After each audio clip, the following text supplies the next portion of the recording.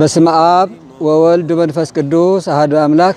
ታላቅ መንፈሳዊ ጉባኤ በወላይታ ሶዶ አካባቢ ለምትገኙ ምእመናን በብፁዕ አባታችን አቡነ ይስሐቅ የወላይታ ሀገረ ስብከት ሊቀ ጳጳስና የቅዱስ ሲኖዶስ አባል በሆኑ በሳቸው መመሪያ ሰጭነት በወላይታ ሀገረ ስብከት አዘጋጅነት በደብራችን በደብረ ወርቅ ቁስቋም ማርያም ቤተክርስቲያን ለሶስት ቀን ጉባኤ እንዲዘጋጅ በተፈቀደው መሰረት ጉባኤውን ከመጋቢት 18 እስከ መጋቢት 20 ቀን ድረስ ሰፋ ያለ ጉባኤ በእውቅ መምህራን በታዋቂ መምህራን ጉባኤው ይሰጣል። ይህ ጥሪ የደረሳችሁ ምእመናን ወምእመናት በአጠቃላይ በዚሁ ቦታ ተገኝተን የሚሰጠውን የእግዚአብሔርን ቃል በጋራ ሆነን እንድንማማር ጥሬን አስተላልፋለሁ።